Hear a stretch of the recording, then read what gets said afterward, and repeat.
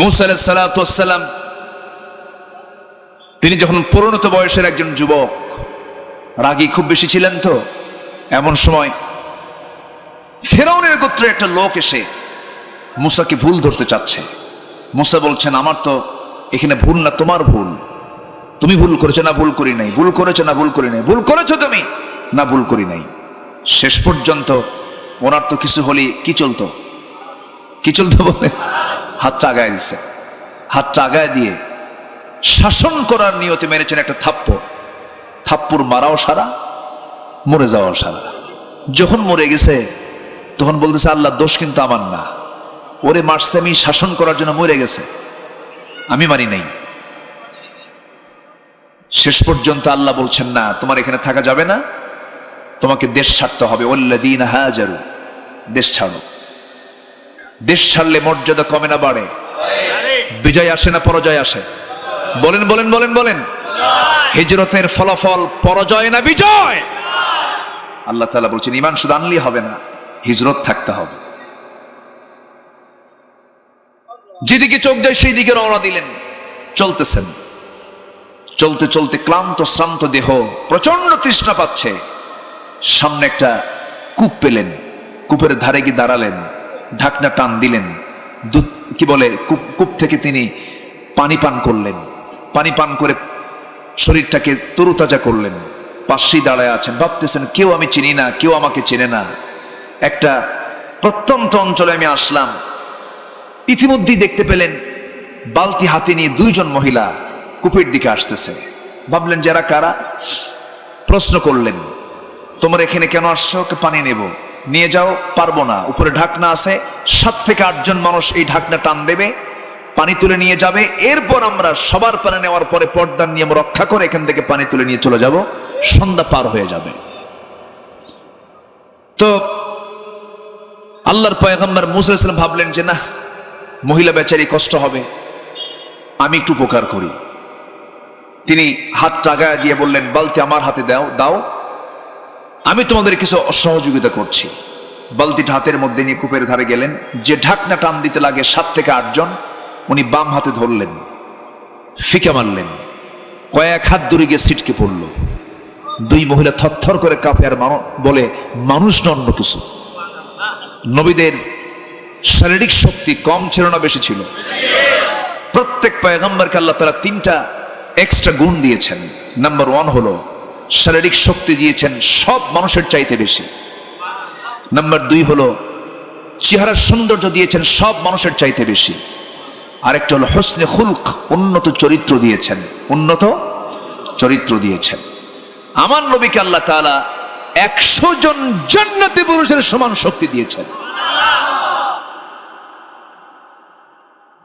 মুসা আলাইহিস সালাম বালতি দিয়ে পানি তুলে দিয়ে বলেন, যাও, সন্ধ্যার পরে মেয়েদের বাইরে বেশিক্ষণ থাকতে নেই, যাও তাড়াতাড়ি। চলে গেছে বাড়িতে। বলতেছে, মা, আজকে এত তাড়াতাড়ি করে আসলে এর কারণটা কি? কাব্বা, একজন পুরুষকে দেখলাম, ইন্নাহু কবিয়্যুন আজিজ, খুব শক্তিশালী যুবক, দারুণ তার গায়ে শক্তি। ঢাকনায় হাত দিল, ছিটকে পড়ে গেল, কূপ থেকে পানি তুলে আমাদের দিয়ে দিল, আমরা চলে আসলাম। বৃদ্ধ পিতা বলছে, মা শোনো, আমার বড় মেয়ে, তুমি আগামীকালকে যাবে, আমার সালাম জানাবে ওই যুবকটাকে এবং বলবে সে যেন আমার সঙ্গে সাক্ষাৎ করার জন্য আমার বাড়ি পর্যন্ত আসে। আচ্ছা আব্বা, আমি বলবো আগামীকালকে গিয়ে। পরের দিন চলে আসছে, এসে সালাম কালাম দিয়ে বলতেছে, আবিনা শাইখুন কবীর, আমাদের আব্বা খুব বুড়া মানুষ, আব্বা আপনাকে একটু ডেকে পাঠিয়েছেন, আপনি আমাদের বাড়িতে কি যাবেন? আল্লাহর পয়গম্বর মুসা ভাবলেন যে এই অঞ্চলে আমার কোনো পরিচিতি নাই, কেউ আমাকে চিনেও না জানেও না, একটু পরিচয় হলে তো ভালোই হয়। এই চিন্তা মাথায় নিয়ে ভাবলেন, হ্যাঁ আমি যাবো। কিন্তু যাবো কেমন? আমি তো বাড়ি চিনি না। আপনার চেনার দরকার নাই, আমি সামনে সামনে চলবো, আপনি আমার পিছে পিছে চলবেন, আমি আপনাকে পথ দেখাইয়া নিয়ে চলে যাব। মুসার চোখ বড় হয়ে গেছে, এরকম বড় বানায় বলতেছে, এই মহিলা তুই কি কইলি? তুই আমার সামনে থাকবি আর আমি তোর পিছে থাকবো, আমি এমন পুরুষ? আল্লাহু আকবার বলবেন না? এদেশের 18 কোটি মানুষ এখন কার পিছে?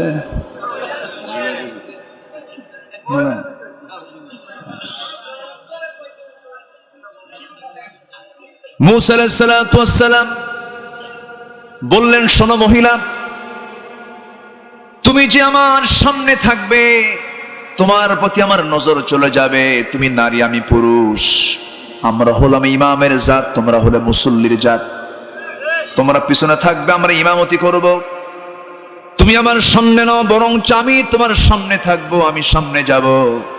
আর পিছন থেকে শুধু দুইটা শব্দ উচ্চারণ করবা, ডান বাম, ডান বাম। এর চাইতে বেশি কোনো কথা বলবি না। আল্লাহু আকবার বলবেন না? মহিলা মনে মনে চিন্তা করে, গতকালকে দেখলাম শক্তিশালী যুবক, আজকে দেখি চরিত্রবান যুবকও বটে, চরিত্র মাশাআল্লাহ সুন্দর। মনে মনে তার পছন্দ হয়ে গেছে। কি কথা কি বুঝতেছেন? মনে মনে পছন্দ হয়ে গেছে। পছন্দ তো হইতেই পারে, কি আস্তে আস্তে কয় পছন্দ হতে পারে না? হতে পারে, কিন্তু আল্লাহ তাআলা চান বৈধতা না অবৈধতা? বৈধতা চান। অবৈধ পছন্দ করা যাবে না, অবৈধ পন্থায় কোনো কাজ করা যাবে না। কিন্তু আজকে ভালোবাসাগুলো কি ঘরে আছে না গাছতলায় আছে? বলেন, বাড়িতে না গাছতলায়? গাছতলায়, বটতলায়। আবার ইদানিং কিছু কিছু গ্রামের মধ্যে কিছু কিছু ছোট্ট ছোট্ট কুড়ে ঘরের মতো হোটেল বানাইছে, রিসোর্ট রিসোর্ট আছে না? ওখানে কুত্তা বসে, ঠিক কিনা? দুনিয়ার আকাম কুকাম। রাগ করতেছেন নাকি আপনারা? এগুলো কথা বলার দরকার আছে না? উলাইকা কাল আনআম, আমার কথা না। উলাইকা কাল আনআম, ওরা হলো চতুষ্পদ জন্তু। বাল হুম আদাল, তার চেয়ে জঘন্য। সম্মানিত ভাইয়েরা, মূসা সামনে চললেন, মহিলা পিছে পিছে যাচ্ছেন। বাড়ি পর্যন্ত পৌঁছে গেলেন। দেখা হলো, বৃদ্ধ লোকটাকে দেখি মূসা আলাইহিস সালাম সালাম দিলেন। সালাম দেওয়া মাত্র সালামের জবাব দিই দাড়ি পাকা, চুল পাকা, চামড়াগুলো কুঁচকে যাওয়া বৃদ্ধ লোকটার মুখ থেকে বের হয়ে যাচ্ছে, এই যুবক, তোমার নাম মূসা না? মূসা আলাইহিস সালাম তো আকাশ থেকে মনে পড়ে গেলেন। ভাবতেছেন, আমার নাম এই লোক জানলো কেমনে?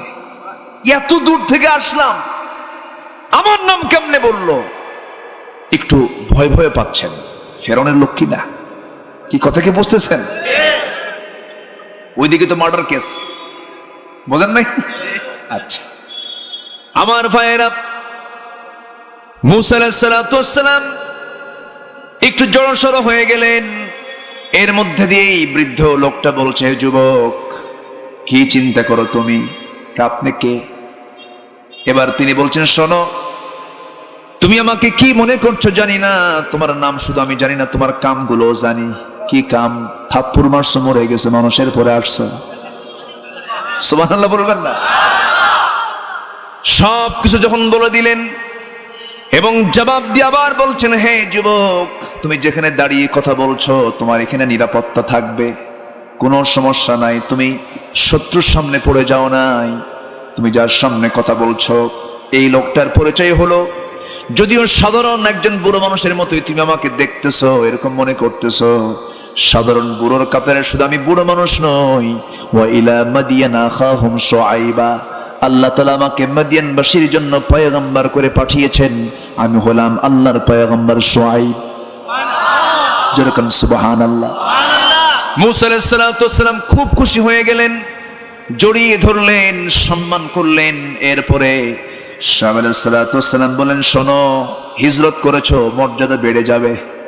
যেরকম সুবহানাল্লাহ। আল্লাহ তাআলা বলছেন, ইন্নাল্লাযীনা আমানু ওয়াল্লাযীনা হাজারু, যারা হিজরত করবে, উলাইকা ইয়ারজুনা রাহমাতাল্লাহ, আশা করা যায় এই সমস্ত কাজ করলে আল্লাহর রহমতটা পাওয়া যাবে। হে মূসা, চিন্তা করো না, তুমি আমার বাড়িতে যদি থাকতে চাও থাকতে দেব, শর্ত হলো আমি তোমাকে একটা প্রস্তাব দেব। প্রস্তাব মানবে কিনা জানি না। কি প্রস্তাব? আপনি কোন, আপনি তো আল্লাহর নবী, যা কবেন তাই শুনবো। সুবহানাল্লাহ বলবেন।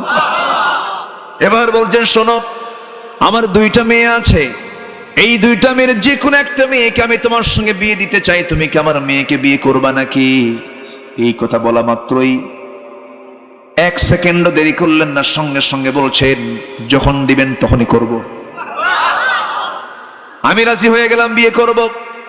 কিন্তু শুআয়ব আলাইহিস সালাম বললেন, শোনো মুসা, তোমার ব্যাকগ্রাউন্ড তো খুব একটা ভালো না, থাপ্পড় মারো মানুষ মরে যায়।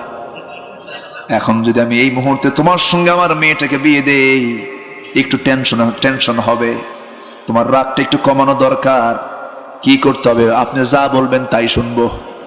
এবারে বলতেছে, রাগ কমানোর জন্য আমি তোমাকে একটা দায়িত্ব দেবে। সেই দায়িত্বটা হলো, আমার বাড়ির কিছু ছাগল আছে, এই ছাগলগুলো 8 বছর তোমাকে লালন পালন করতে হবে। 8 বছর করলে পরে তোমার অনার্স কোর্স হয়ে যাবে, আর তুমি যদি 10 বছর পূরণ করো তোমার জন্য মাস্টার্স কোর্স হয়ে যাবে। আমার কিন্তু বানানো কথা নাই, কোরআনে আছে না নাই বলেন? আচ্ছা, সূরা কাসাস পড়বেন, সব পেয়ে যাবেন। দেখেন, হিজরত করলেন, শ্বশুর বাড়িও পাইলেন, হিজরত করলেন, নবুয়তও পাইলেন। আল্লাহু আকবার বলেন। হিজরতের ফলাফল খারাপ হয় না ভালো হয়? ভালো হয়।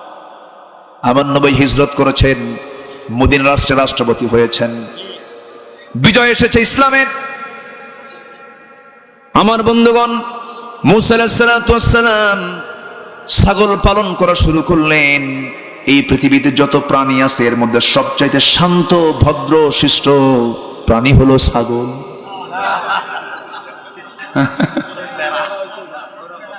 বলেন, ছাগল এমন একটা প্রাণীর নাম, এই ছাগল যদি একবার ব্রেক মারে, ব্রেক মারা মানে হলো সামনের 2টা পা যদি একবার হাঁটু গেড়ে বসে যায়, সলিমুদ্দি দড়ি ছিঁড়ে চলে যাবে, কিন্তু ছাগল বলবে, দড়ি নিয়ে যা মাগার, আমি যাইতাম না। ঠিক কিনা? এমন একটা প্রাণী ছাগলকে পালনের দায়িত্ব দিলেন মুসার মতো একজন মেজাজি মানুষকে। প্রচন্ড রাগী ছিলেন, তাকে ছাগল পালনের দায়িত্ব দিলেন। ছাগল পালন করতেছিলেন, 10টা বছর পূরণ হয়ে গেল। ইবনে কাসির এসেছে, যেদিন তার ছাগল পালার দিন শেষ, 10ম বছর পূর্ণ হবে, যে দিনটার মধ্য দিয়া ছাগলগুলো তিনি মাঠ থেকে তুলে নিয়ে যখন এক পালে যখন নিয়ে আসতেছিলেন, হঠাৎ করে পাল থেকে একটা ছাগল একাকী বিচ্ছিন্ন হবে একদিকে দৌড় মারা শুরু করেছে। মুসা থামাতে চাচ্ছেন, কিন্তু সেই ছাগলটা থামে না, একদিকে দৌড় মারছে। মুসাও দৌড় মারছেন, দৌড় মারতে মারতে ঘেমে গেছেন আল্লাহর পয়গম্বর। নবীর দৌড়ের সঙ্গে ছাগল পারবে নাকি? ছাগল শেষ পর্যন্ত পারলো না, ছাগলটা থেমে গেছে, থরথর করে কাঁপতেছে, কিন্তু রাগ তো এদিকে 100 ডিগ্রি। ঘামায় নিছে ছাগল, 2 পা ছাগলের 2 পা শক্ত করে ধরে শূন্যের উপর উঠায় নিয়ে একটা আছাড় মারবেন, আছাড় মারতে উদ্যত হয়েছেন। কিন্তু লক্ষ্য করে দেখেন, ছাগলটার চোখে মুখে ভীতির ছাপ, লোমকূপ দিয়ে ঘামগুলো টপ টপ করে পড়ে এবং গোটা শরীর তার ভয়ে কাঁপতেছে। মুসা মনে মনে চিন্তা করলেন, তুই তো ছাগল রে, তোর মাইরা কি লাভ? রাগটা কমায় দিলেন, ধৈর্য ধরলেন, দয়া করলেন, রহম করলেন। 2টা হাত থেকে 2টা পা ছাড়াইয়া দিয়া ছাগলটাকে কোলের মধ্যে নিয়ে আদর করলেন। ইবনে কাসির এসেছে, আদরটা যখন শেষ হয়ে গেল, সঙ্গে সঙ্গে আল্লাহ বলছেন, ও মুসা, রাগ কমে গেছে, আমি তোমারে নবুয়ত দিয়ে দিলাম। জোরে বলুন সুবহানাল্লাহ, আরো জোরে বলুন সুবহানাল্লাহ। ছাগল যখন পালতে শুরু করেছে, এখন তুমি মানুষও পালতে পারবে, কোনো সমস্যা। হিজরতের ফলাফল খারাপ হয় না ভালো হয়?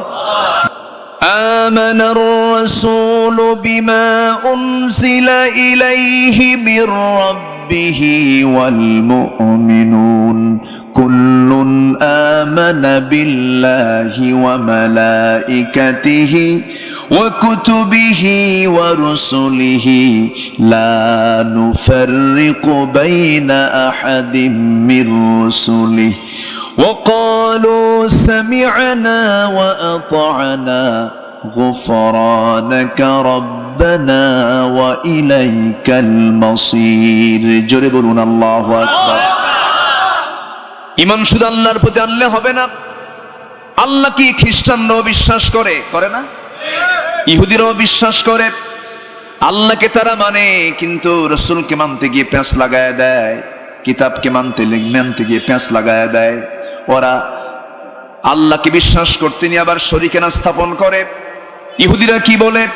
وقالت اليهود عزير ابن الله وقالت النصارى المسيح ابن الله। ইহুদিরা বলে উজাইর হলো আল্লাহর ছেলে। যেরকম নাউজুবিল্লাহ।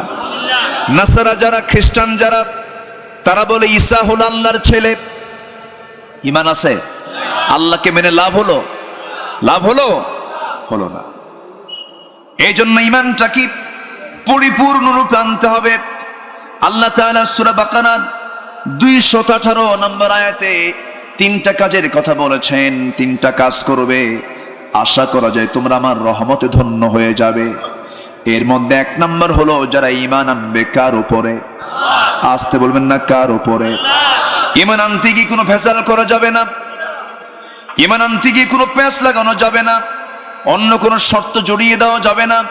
আল্লাহ রাব্বুল আলামিন বলেন, ওয়াল্লাযীনা আমানু ওয়া লাম ইয়ালবিসু ঈমানাহুম বিযুলমিন উলাইকা লাহুমুল আমনু ওয়া হুম মুহতাদুন।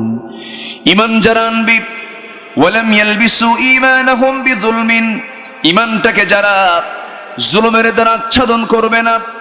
ইন্নাশ শিরকা লাযুলমুন আযীম, জুলুম আয় শিরক, শিরকের দ্বারা যারা ঈমানকে যারা আচ্ছাদন করবে না, আবৃত করবে না, আল্লাহ বলছেন এরাই আমার নিরাপত্তা পাবে, এরাই আমার নিরাপদের বান্দা, এরাই হেদায়েত প্রাপ্ত বান্দাদেরকে আমি জান্নাত দিয়ে দেব। জোরে বলি সুবহানাল্লাহ।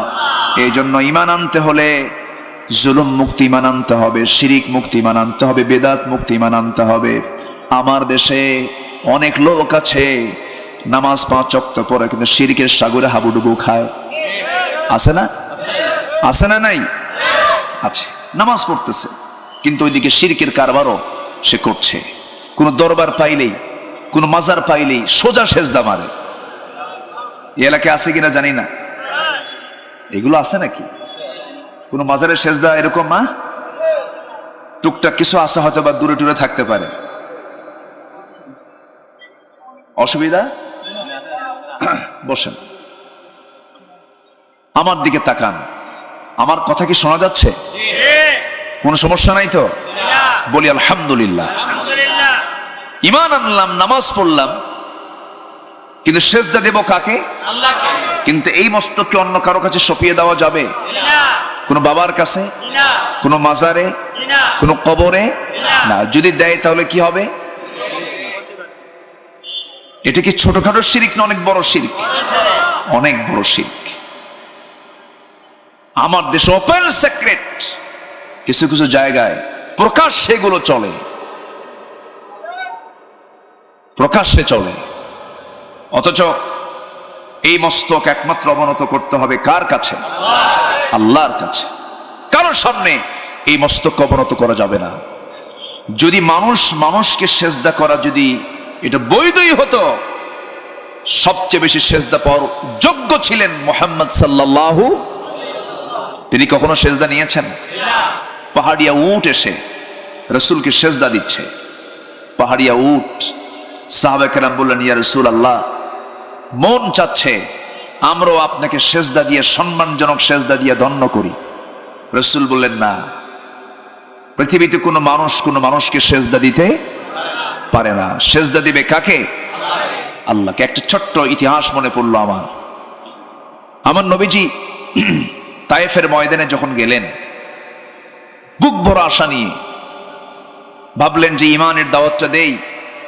এই তায়েফ আমার স্মৃতি বিজড়িত, এই তায়েফ, এই দিক দিয়ে আমি বনু সাদ গিয়েছি। আমার নবীজি দুধমা হালিমার ঘরে ছিলেন 5 বছর। কত বছর? 5 বছর। এই 5টা বছর যে দিক দিয়ে যাওয়া লাগতো সেটা ছিল তায়েফ। মাঝখানে কানেক্টিং ছিল হলো তায়েফ। তায়েফ হয়ে তিনি বনু সাদে যেতেন। তো ভাবলেন মক্কায় তো দাওয়াতি কাজ বন্ধ, মক্কায় দাওয়াতি কাজের কোনো পরিবেশ নাই। বুক ভরা তিনি আশা নিয়ে ভাবলেন তায়েফবাসীকে আমি কিছু কালিমার দাওয়াত শোনাবো। কালিমার দাওয়াত নিয়ে গেলেন। ফুল পেলেন, মিষ্টি পেলেন না পাথর পেলেন? বলেন, ফুল না পাথর? পাথর পেলেন। তাহলে অবশ্যই তার কালিমার মধ্যে একটা মেজাজ আছে না নাই? আসতে বলবেন না, আছে না নাই? আচ্ছা। তিনি যখন কালিমার দাওয়াত দিলেন, ফুল পেলেন না, কোনো মিষ্টিও পেলেন না, কোনো আদর পেলেন না, কোনো সমাদর পেলেন না। বুক ভরা আশা নিয়ে ভাবলেন তায়েফবাসীকে আমি দিনের দাওয়াত দেব, আশা করা যায় তারা আমার দাওয়াতে সাড়া দেবে। বরঞ্চ সম্পূর্ণ উল্টা হয়ে গেল। সিরাত ইবনে হিশামের মধ্যে আসছি, আমার নবীজি যখন তায়েফবাসীকে লক্ষ্য করে যখন কালিমার আওয়াজটা যখন উঁচু করে বললেন, সঙ্গে সঙ্গে তায়েফের মাতব্বর শ্রেণীর কিছু লোক উচ্ছৃঙ্খল কিছু যুবকদেরকে লেলিয়ে দিল। যুবকদেরকে বলল, হাতের মধ্যে কুচি কুচি পাথর নে, তোদের মন মতো এই লোকটাকে পাগল বলে মনে করে মারবি। পাগল মনে করে মারা শুরু করে দিল। উচ্ছৃঙ্খল ছেলেদেরকে লেলিয়ে দিল। আমার নবীজি মার খেতে খেতে রক্তাক্ত হয়ে গেলেন। মাথা রক্তগুলো গড়ে গড়ে, জুব্বাগুলো রক্তে লাল হয়ে, জুতার পায়ের তলার সঙ্গে পা জুতার তলার জমাট বেঁধে গেল। পার তলা জুতার তলা জমাট বেঁধে গেছে রক্ত দিয়া। টান মেরে মেরে খুলতে পারেন না নবীজি, মুখ থুবড়ে জমিনে পড়ে গেছেন। আমার নবীজি বেহুশ হয়ে থাকলেন কিছুক্ষণ। সবাই ভেবেছে রাসূল বুঝি দুনিয়া থেকে বিদায় নিয়েছেন, রাসূল বুঝি দুনিয়াতে বেঁচে নাই, সব চলে গেছে। নবীজি কিছুক্ষণ পর যখন তিনি চেতন পেলেন, জ্ঞান যখন ফিরে পেলেন, আস্তে করে বসলেন, এদিক সেদিক তাকালেন, দেখছেন কোন শত্রুদের আনাগোনা আছে নাকি, কেউ নাই। এই সিচুয়েশনে আমার নবীজির সামনে জিবরিল আমিন হাজির হয়ে বলছেন, ইয়া রাসূলুল্লাহ, আল্লাহ আমাকে এখনই আসতে বলেছেন, আমি আপনার সামনে হাজির হয়েছি। আপনার এই দৃশ্য দেখে ফেরেশতারা অস্থির হয়ে গেছে। আল্লাহ আমাকে পাঠিয়ে দিয়েছেন, আজকে আপনি যা বলবেন তাই হবে। এই পাহাড়িয়া জনপদ, এই যে তায়েফের মানুষগুলোকে দুই দিকের পাহাড় দিয়ে চাপা দিয়ে শেষ করে দেওয়া হবে। শুধু আপনার দোয়ার অপেক্ষায় আছি। রাসূল বলছেন, জিবরাইল, আমি মুসার মতো দোয়া করব না, আমি নূহের মতো দোয়া করব না, আমি ওই সমস্ত আম্বিয়া কেরামদের মতো আমি দোয়া করতে চাই না। আমি দোয়া করতে এটাই চাই, এই তায়েফের মানুষগুলো আমাকে চিনলো না, আমাকে বুঝলো না, আমি তাদের জন্য দোয়া করি, আল্লাহ মেহেরবানি করে তায়েফবাসীকে তুমি আল্লাহ হেদায়েত দিয়ে দাও। আমার নবীজি বদদোয়া না দিয়া দোয়া দিলেন, ওয়াল কাযিমিনাল গায়জ ওয়াল আফিনা আনিন নাস আল্লাহু ইউহিব্বুল মুহসিনিন। আমার নবীজি ক্রোধকে সংবরণ করলেন, মাফ করে দিলেন। মাফ করে দিয়ে ওই জায়গা থেকে যখন একাকী রওনা করলেন, সিরাত গ্রন্থে এসেছে নবীজি বারবার পিছনের দিকে ফিরে তাকান, দেখেন কোন শত্রুপক্ষ আবার হানা দেয় কিনা। একটা দৌড় মারলেন, বেশিক্ষণ দেরি করলেন না, কারণ নবীজির এই আমার নবীজির প্রতি অত্যাচারের কথা যদি আবু জেহেলদের কানে যায়, ওরা ঠাট্টা করবে, হেয় করবে। এই জন্য তিনি তাড়াহুড়ো করে সেই জায়গা থেকে দৌড় মারলেন। দৌড় মারতে মারতে আর শরীর পারে না। একদিকে পেটে খাবার নাই, 3টা দিন 3টা রাত নবীর কোনো খাওয়া ছিল না।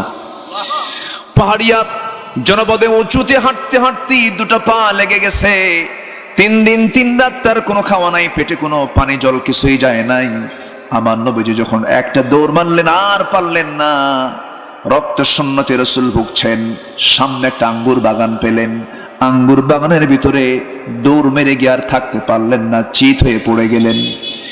যখন চিত হয়ে পড়ে গেলেন, নবীজি অচেতন অবস্থা, মুখে কোনো আওয়াজ নাই। ওই আঙ্গুর বাগানের একজন কেয়ারটেকার দূর থেকে কি যেন দেখতেছে, কে যেন শুয়ে পড়লো। কাছাকাছি এসে দেখে এত সুন্দর চেহারার মানুষ তো জীবনে কোনোদিন দেখি নাই। নবীর চেহারার দিকে তাকায় বারবার লক্ষ্য করছে, সম্ভ্রান্ত পরিবারের কেউ হতে পারে। এবার ওই যুবকটা আমার নবীজির মাথা থেকে রক্তগুলো গড়ে গড়ে পড়া দেখে ওই কেয়ারটেকার মনে মনে চিন্তা করছে, লোকটা তো মারাই যাবে মনে হয়, কিছু উপকার করা যায় নাকি দেখি তো। সঙ্গে সঙ্গে আঙ্গুর বাগানে থাকা কিছু আঙ্গুর সেখান থেকে টান মেরে পেরে নিয়ে হাতের মধ্যে চিপে চিপে মোটে 1 গ্লাস আঙ্গুরের রস সেই যুবকটা নবীর হাতে দিয়ে বলছে, যুবক, 1 গ্লাস আঙ্গুরের রসটা দিলাম, পান করে নাও, তাছাড়া তুমি মারা যাবে। আমার নবীজি এই দৃশ্য দেখে একটা মুস্কি হাসি মারলেন। নবীর পাশে কেউ নাই, মুস্কি একটা হাসি মেরে 1 গ্লাস আঙ্গুরের রসটা তিনি বিসমিল্লাহ বলে 3 বার সেবন করে 3 বারে তিনি পান করলেন।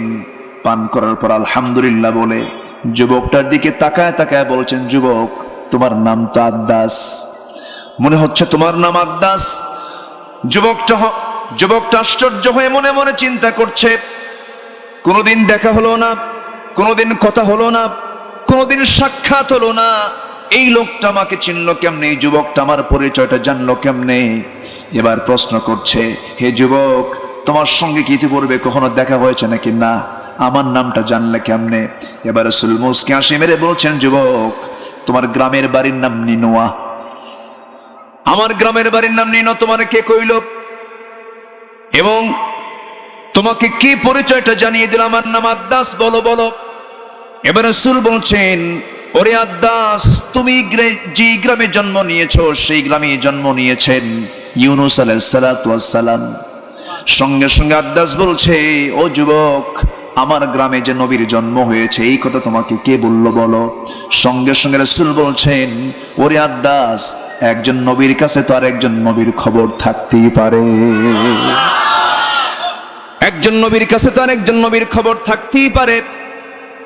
এই কথাটা শোনা মাত্রই আদ্দাস বলে ফেলতেছে, আমি নাম শুনেছি, আরবের বুকে মক্কা নগরে আব্দুল্লাহর পুত্র মুহাম্মদ নামে আল্লাহর নবীর নাকি আগমন হয়েছে। এত সুন্দর চেহারা, আমার মনে হয় তুমি তো সেই মুহাম্মদ হতে পারো। আমার নবীজি মুস্কি মুস্কি হাসি মেরে বলছেন, যুবক রে, চিনতে ভুল করো নাই, আমি হলাম সে আখিরি জামানার পয়গম্বর। এই কথা বলা মাত্র আদ্দাস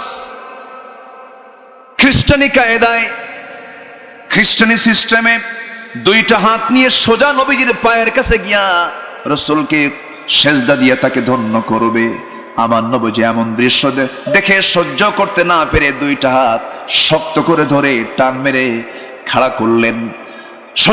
তাকে সোজা করে খাড়া করে বলছেন, তুমিও আব্দ, আমিও আব্দ, তুমিও বান্দা, আমিও বান্দা। বান্দা হয়ে বান্দা কি কখনো সেজদা করতে পারে না? আসো যুবক, তোমাকে আমি বুকের সঙ্গে আলিঙ্গন করে নিচ্ছি। আমার নবীজি সঙ্গে সঙ্গে আদ্দাসকে বুকের সঙ্গে যখন আলিঙ্গন করে নিলেন, আদ্দাসের বুঝতে দেরি হলো না, আদ্দাস সঙ্গে সঙ্গে বলে ফেললো, আশহাদু আল্লা ইলাহা ইল্লাল্লাহু ওয়াহদাহু লা শারীকা লাহু ওয়া আশহাদু আন্না মুহাম্মাদান আবদুহু ওয়া রাসূলুহু। হেদায়েতের মালিক কে? আল্লাহ। আসতে বলবেন না কে? হেদায়েত কার পক্ষ থেকে আসে? এই জন্য আমরা সবসময় আল্লাহর কাছে বলি, ইহদিনাস সিরাতাল মুস্তাকিম। প্রত্যেক রাকাতে এই দোয়া আছে না নাই বলেন? আমরা হেদায়েত চাইবো কার কাছে? আল্লাহর কাছে। আল্লাহর কাছেই তো চাইতে হবে। এই প্রেক্ষাপট টানার মূল কারণ হলো, ইমানদারের জীবনে ইমানটাকে রক্ষার ক্ষেত্রে সবচাইতে বেশি সতর্ক থাকতে হবে। ইমান যেন শিরকের দ্বারা আক্রান্ত না হয়, ইমান যেন বেদাতের দ্বারা আক্রান্ত না হয়, ইমান যেন কুফুরের দ্বারা আক্রান্ত না হয়, ইমান যেন নিফাকের দ্বারা আক্রান্ত না হয়। ইমানটা যদি সলিড থেকে যায়, আমল যদি একটু দুর্বল থেকে যায়, ওই ইমান তাকে জান্নাতের দরজায় পৌঁছায় দেবে। জোরে বলি সুবহানাল্লাহ। আল্লাহ তাআলা বলছেন, হাদিসে কুদসির মধ্যে এসেছে, তোমার গুনাহ আনানাস সামা, আকাশ পর্যন্ত চেয়ে গেছে, বিকরাবিল আরদিল খাতায়া, জমিন পর্যন্ত কোথাও ফাঁকা নাই তোমার গুনাহ দিয়া, সব গুনাহে ভরপুর হয়ে গেছে, কোনো সমস্যা নাই। আল্লাহ তুশরিক বি শাইআন, শিরিক মুক্ত হয়ে তুমি আমার কাছে আসো, সমস্ত গুনাহগুলো মাফ করে আমি তোমাকে জান্নাতের মেহমান বানাবো। সুবহানাল্লাহ। জোরে বলি সুবহানাল্লাহ। কিন্তু আজ শিরক রন্ধ্রে রন্ধ্রে ঢুকেছে। সবচাইতে বড় শিরক হলো যারা আল্লাহর আইনের বিরুদ্ধে আরেকটা আইন খাড়া করে। কথা বলবো কথা। আল্লাহর আইনের বিরুদ্ধে যদি কেউ অন্য কোন আইন কেউ খাড়া করে, এটাই সবচাইতে এই সময়ের সবচেয়ে বড় শিরক। সম্মানিত বন্ধুগণ, অনেকে এরকম কথাও বলে, চোর চুরি করলে হাত কাটো, ডাকাতি করলে ডান হাত বাম পা কেটে ফেলো, জেনা করলে তাকে পাথর মেরে তাকে কতল করে দাও। এই বিধান কি মোল্লার না আল্লাহ? আসতে কোন কেন? এটা কি মোল্লা কইছে না আল্লাহ কইছে? আল্লাহ বলেছেন। অথচ সেই জায়গায় আবার আপিল করে। সেখানে বলে যে এই আইন এটা মধ্যযুগীয় আইন, এই আইন এই যুগে চলতে পারে না। এই জাতীয় কথা বললে কি তার ঈমান থাকার কথা? ঈমান থাকার কথা। নামাজে আল্লাহকে মানবেন, আইন আল্লাহকে মানবেন না। নামাজে আল্লাহকে মানবেন, সমাজে আল্লাহকে মানবেন না। চালাতে আল্লাহকে মানবেন না, নামাজে আল্লাহকে মানবেন। আপনি অর্থনীতিতে আল্লাহকে মানবেন না, নামাজে আল্লাহকে মানবেন। ব্যাংকিং সেক্টরে সুদকে চালু করে যাকাতকে বন্ধ করে ষড়যন্ত্র করবেন, আপনার ঈমান আনা হয় নাই, ঠিক কিনা? আপনাকে নতুন করে ঈমান আনতে হবে। কষ্ট পাচ্ছেন? আমাদের সমাজে কিছু শ্রেণীর লোক আছে দুই দিকেই থাকতে চায়। होटल में शराब पियो, मस्जिद में नमाज पढ़ो, मस्जिदे नमाज पढ़ो, होटेले गিয়ে মদ খাও। আল্লাহ খুশি থাক, শয়তানও বেজার না হোক। আসে না নাই? সুদও খায়, নামাজও পড়ে। হজে যায়, হাজি না বললে মন খারাপ করে, তাকে হাজি বলতে হয়। তুমি যে সুদ খাও, তাহলে তোমার নামের আগে বিশিষ্ট সুদখোর কি? বিশিষ্ট? এটা তো লেখো না। সুদখোর তো পরিচঙ্গে নাই, আছে? এই ওঠে কে? বসেন। এই সময় ওঠা যাবে না তো, এই সময় উঠলি ভাববো ওটাই সুদ খায়। বসেন। কষ্ট পাচ্ছেন নাকি আপনারা? সম্মানিত ভাইয়েরা, কিছু সমাজের লোক আছে ওই চোরের মতো। চোর জুমার নামাজ পড়তে গেছে কোরবানির আগের জুম্মা, কোরবানির আগের জুম্মা। খতিব খুতবা নিয়ে বলতেছে কোরবানির অনেক সওয়াব, এটি ইব্রাহিমের স্মৃতি, ইসমাইলের স্মৃতি, এত সওয়াব, শুধু সওয়াবই। হ্যাঁ, সওয়াবই তো। চোর মনে করলো যে এত বড় সওয়াব কি আর মিস করা যায়? আমাকে কুরবানি দিতে হবে, প্রয়োজনে চুরি করে হলো। চুরি করে গরু আনছে, শেষ রাতের দিকে মসজিদের সামনে দিয়ে যায়। ইমাম ওযু করার জন্য বাইরে বের হয়েছেন। ফজরের আগ দিয়ে গরু হাতে নেওয়া লোকটা কি হতে পারে? চোরিত হতে পারে। তো ইমাম সাহেবকে দেখি সামনে দাঁড়ায় গেছে চোর। ইমাম বলছে, এত রাতে হাতে গরু কোন জায়গা থেকে আনছো? হুজুর, পেঁচ তো আপনি লাগাইছেন। কেন? আপনার জুমার খুতবা শুনে, কোরবানির তাৎপর্য শুনে আমি কি আর কোরবানি না দিয়ে থাকতে পারি? এই জন্য গরু নিয়ে আসলাম। কি করে আনলা? চুরি করে আনছে। আমি কি তোমাকে চুরি করে আনতে কইছি? হুজুর, আমি জানি যে আপনি আমাকে এই কথা বলবেন, এবং আমিও জানি যে কোরবানি করে চুরি করে যে পশুটা আনলাম এটা দিয়ে কোরবানি দিলে সওয়াব হবে না, এটা আমিও জানি। কিন্তু হুজুর, আমার কোরবানি করার যে সওয়াব আর চুরি করার যে গুনাহ, প্লাস মাইনাস, মাঝখান থেকে আমার গোশত খাওয়া তো বোনাস।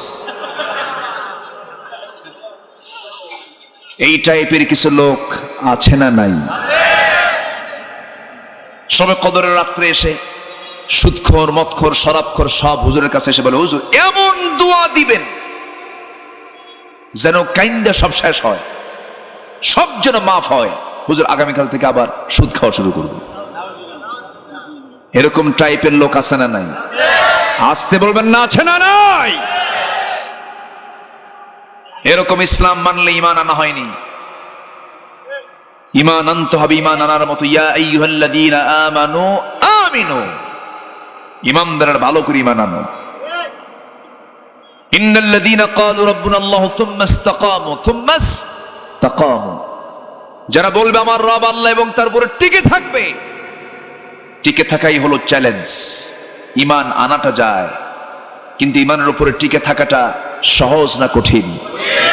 আসতে বলবেন না, সহজ না কঠিন? বেলাল ঈমান এনেছেন, টিকেও থেকেছেন। সুবহানাল্লাহ বলবেন না? খাব্বাব ঈমান এনেছেন, টিকেও থেকেছেন। খুবাইব ঈমান এনেছেন, টিকেও থেকেছেন। আব্দুর রহমান ইবনে আউফ ঈমান এনেছেন, টিকেও থেকেছেন। সম্পদ সব হাতছাড়া হয়ে গেছে, হাসি মুখে সব বরণ করে নিয়েছেন। নবীজি মক্কা থেকে মদিনায় হিজরত করলেন, সাহাবীরা কি মক্কায় বসেছিলেন? সবাই সাথে কি করলেন? হিজরত করলেন, কেউ থাকেন নাই। আব্দুর রহমান ইবনে আওফ ছিলেন অন্যতম একজন তাদের। তিনি ছিলেন মিলিয়নার, বিলিয়নার, কোটি কোটি টাকার মালিক আব্দুর রহমান ইবনে আওফ। বাগান ভরা খেজুরের বাগান, বিশাল ব্যবসা, সব ছাড়লেন ঈমানটাকে রক্ষা করার জন্য। যেরকম সুবহানাল্লাহ। নবীজি মক্কা থেকে মদিনায় হিজরত করে চলে গেছেন, আব্দুর রহমান ইবনে আওফও চলে আসছেন। তিনি একাকী নিরিবিলি বসে আছেন নবীর সামনে, মসজিদে নববীর সামনে বসে আছেন।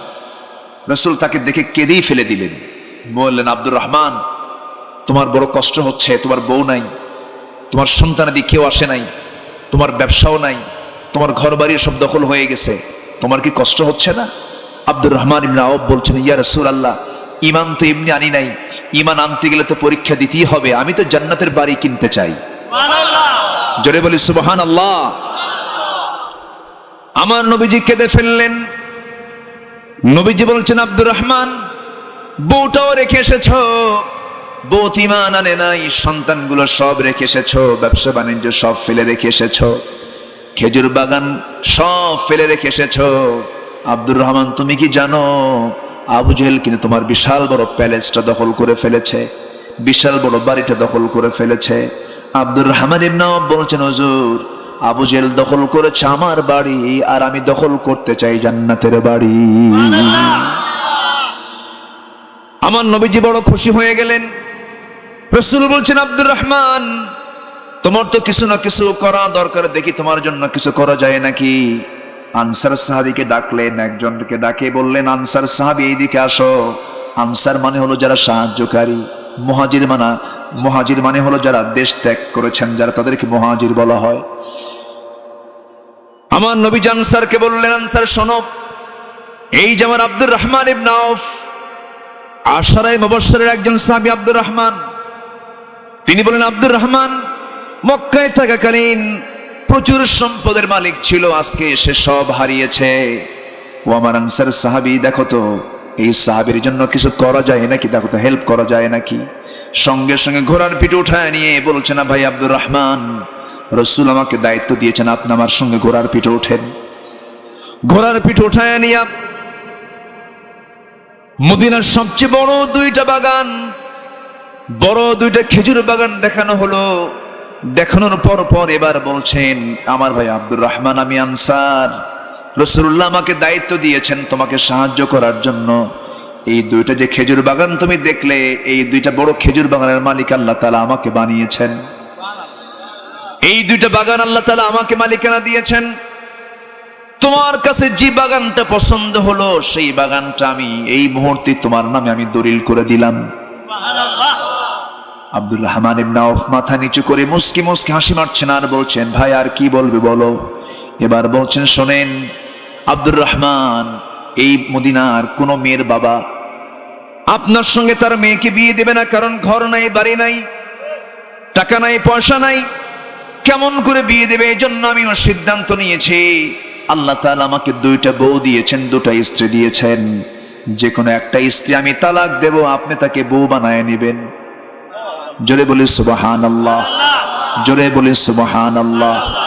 আব্দুর রহমান ইবনে আওফ মুস্কি মুস্কি হাসি মেরে আস্তে করে আনসার সাহাবীকে জড়িয়ে ধরে বলছেন, ভাই শোনো, খেজুর বাগানের দলিলও লাগবে না আমার, তোমার বউকে তালাকও দেওয়া লাগবে না, সব সহজ হয়ে যাবে। তুমি আমাকে একটু বাজারে দেখায় দাও, ছোট্ট একটা বাণিজ্য আমাকে ধরায় দাও, আমি বাণিজ্য করব, ব্যবসা করব, আল্লাহ যেন আমাকে বরকতে ধন্য করেন। তোমার খেজুর বাগান আমার কোনো প্রয়োজন নাই।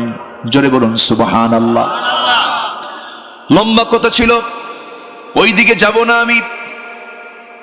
এখান থেকে যে বিষয়টা আমি বলতে চাচ্ছি, যে তারা ত্যাগ স্বীকার করলেন, আল্লাযীনা হাজারু, ঈমান আনলেন, ওয়াল্লাযীনা হাজারু, যারা হিজরত করলেন, যারা ত্যাগ স্বীকার করলেন। ওই মক্কায় মুহাজিরের সাহাবীদের কি ছিল না, সবই ছিল, সব ছেড়েছেন। দুনিয়াটা ছেড়ে তারা কিনতে চেয়েছেন জান্নাতের বাড়ি, কিনেও তারা নিয়েছেন। জোরে কোন সুবহানাল্লাহ, জোরে বলি সুবহানাল্লাহ। ওই মক্কা ঈমানটাকে রক্ষা করতে গিয়ে কে না জানেন সাহাবাদের প্রতি কি পরিমাণ নির্যাতন নিপীড়ন হয়েছে, অত্যাচার হয়েছে। ইমানটা তারা ছেড়ে দেন নাই, ইমানটা তারা মজবুত করে রেখেছেন। ইমান আনবে অথচ পরীক্ষা হবে না, এটা কেমন কথা? ইমান আনা মানে নিজের জীবনকে হিংস্র জন্তুর সামনে ছেড়ে দেওয়া। এখনো অত্যাচারিত হওয়ার মতো ইমানদার আছে না নাই? আছে না নাই? যুগ পার হয়ে যাচ্ছে, পাখিগুলো আছেন অন্ধকার প্রকোষ্ঠের ভিতরে। সম্মানিত ভাইয়েরা, ইমামে আযম আবু হানিফার মতো মানুষকে 8 বছর জেলখানার অন্ধকার প্রকোষ্ঠে থাকতে হয়েছে। শেষ পর্যন্ত আবু হানিফাকে বিষ প্রয়োগে জেলখানার মধ্যে হত্যা করা হয়েছে। শাহাদত বরণ করেছেন জেলখানায় আবু হানিফার মতো মানুষ। আমি আপনি ভাবছি যে আমারে কে ধরবে? আমি তো সব দিকে আছি, আমি তো সব দিকে আছি। সব দিকে থাকার মতো কিছু ইমানদার আছে না নাই? আসতে বলবেন না, আছে না নাই? না, সব দিকে থাকা যাবে না। থাকতে হবে কার পথে?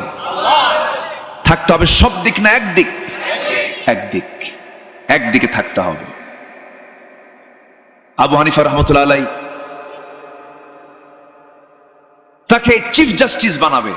বাদশাহ মনসুর বলল, আবু হানিফা, আমি তোমাকে আমার এদেশের কাজীর পদ দিতে চাই। আবু হানিফা একটা মুস্কি হাসি মেরে বললেন, কেন?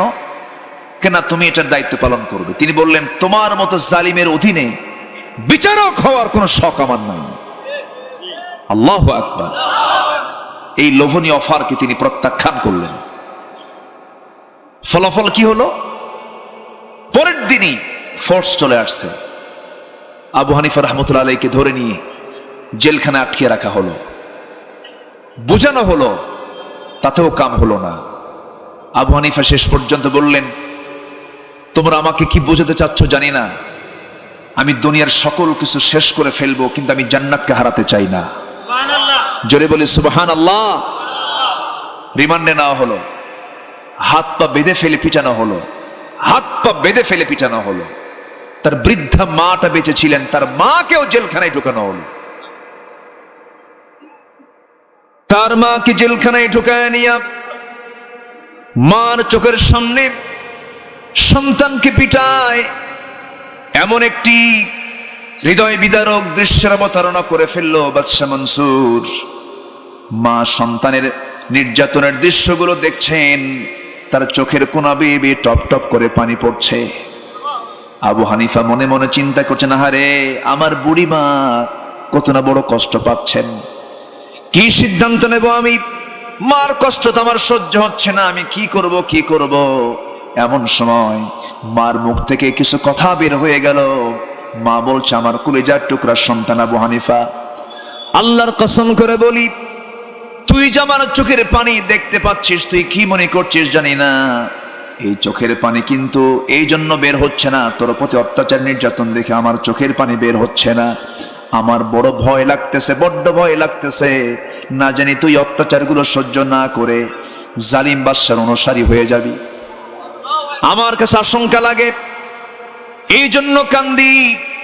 আমার মন চাচ্ছে তুই এরকম করে নির্যাতন সহ্য করতে করতে এক পর্যায়ে তুই শহীদ হয়ে যাবি, আল্লাহর জান্নাতে চলে যাবি, শহীদ হওয়ার গৌরব অর্জন করবি। আমি তোর মা হয়ে শহীদের মার গৌরব অর্জন করে আল্লাহর সামনে আমি হাজিরা দিতে চাই। জোরে বলি সুবহানাল্লাহ। আমার বন্ধুগণ, ঈমান আনতে গেলে পরীক্ষা দিতে হবে। ঈমান এনেছি, পরীক্ষা হবে না, সে ঈমান টানা হয় নাই। আল্লাহ রাব্বুল আলামিন বান্দাকে প্রশ্ন করছেন, হরফ ইস্তিফহাম প্রয়োগ করে বলছেন, আহাসিবান নাস আইয়ুতরাকু আইয়াকুলু আমান্না ওয়া হুম লা ইফতানুন। মানুষের কি ধারণা ঈমান এনেছি, এতটুকু শব্দ বললাম আর আমি তাকে ছেড়ে দেব? না না, পরীক্ষা করবেন কে? আল্লাহ। আসতে বলবেন না, পরীক্ষা করবেন কে? আল্লাহ তাআলা পরীক্ষা করবেন। যুগে যুগে ঈমানের অগ্নি পরীক্ষা দিয়েছেন আল্লাহর পছন্দের গোলামেরা। ইতিহাস থেকে আমাদের জানতে হবে, বোঝার চেষ্টা করতে হবে। আল্লাহ তাআলা বলছেন, এজন্য 3টা কাজ যারা করবে তারা রহমত পেয়ে যাবে। নাম্বার 1 হলো আমরা ঈমান আনবো কার উপরে? আসতে বলবেন না কার উপরে? কিন্তু আমার দেশে এমন ঈমানদার আল্লাহু আকবার শব্দটাকে নিয়েও তারা বিতর্ক করতে চায়, আছে না নাই? আল্লাহু থামেন থামেন, আল্লাহু আকবার নাকি নির্দিষ্ট দলীয় স্লোগান? বলেন, আল্লাহু আকবার কেউ এটা সাইডে রাখতে চায় তারা, আল্লাহু আকবার বলতে তাদের লজ্জা লাগে। আল্লাহু আকবার নাকি নির্দিষ্ট দলীয় স্লোগান, এই স্লোগান নাকি দেওয়া যাবে না। তাহলে আজান হয় কোন আওয়াজ দিয়া? জোরে বলেন, আরো জোরে বলেন। আকামত শুরু হয় কি দিয়া? আচ্ছা, নামাজ শুরু হয় কি দিয়া?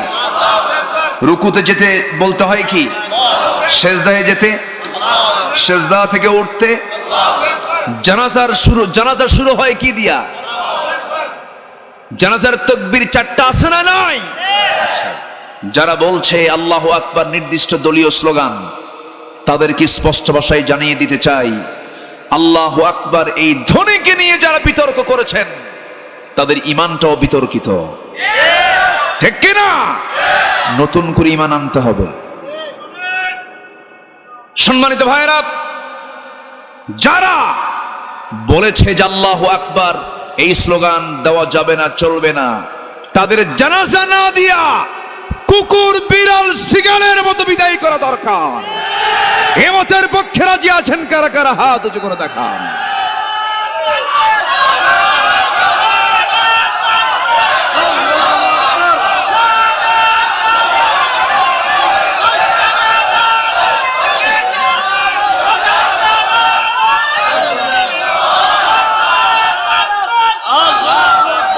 আল্লাহ তুমি সবার হাতকে কবুল করো, জোরে বলি আমিন, আরো জোরে আমিন। বদরের হুঙ্কার ছিল আল্লাহু আকবার, উহুদের হুঙ্কার ছিল আল্লাহু আকবার, খন্দকের হুঙ্কার ছিল আল্লাহু আকবার। গোটা পৃথিবীর মুসলমানদের হুঙ্কার হবে কি? কষ্ট পাচ্ছেন? আলোচনা চালাই, কোনো অসুবিধা, কোনো চিন্তা, কোনো ডঙ্কা, কোনো শঙ্কা, কোনো টেনশন, কোনো হতাশা? মুমিনের কোনো হতাশা নাই। মুমিন সকালে ভাববে বিকেল পর্যন্ত আমি নাও থাকতে পারি, বিকেলে ভাববে সকাল পর্যন্ত আমি নাও বাঁচতে পারি। ইদা আসবাহতা ফালা তানতাযিরিল মাসা ওয়া ইদা আমসাইতা ফালা তানতাযিরিস সাবাহ। সকাল পাবে, সন্ধ্যার অপেক্ষা করো না। টেনশন কিসের? মরে যাব, আল্লাহু আকবার ধ্বনি নিয়ে মারা যাব, আল্লাহর নাম নিয়ে মরবো, বাতিলদের সামনে মাথা নত করব না। জোরে বলি ইনশাআল্লাহ, আরো জোরে বলি ইনশাআল্লাহ। ঈমান এনেছি আমরা, ঈমানটাকে নিয়ে আমরা টিকে থাকব। আল্লাহ তাআলা বলছেন ঈমানটা ঠিক মতো আনো। ওয়াল্লাযীনা হাজারু, যারা হিজরত করবে কার পথে? আসতে বলবেন না কার পথে? আল্লাহর পথে। আমার বন্ধুগণ, হিজরতের ব্যাখ্যা আছে।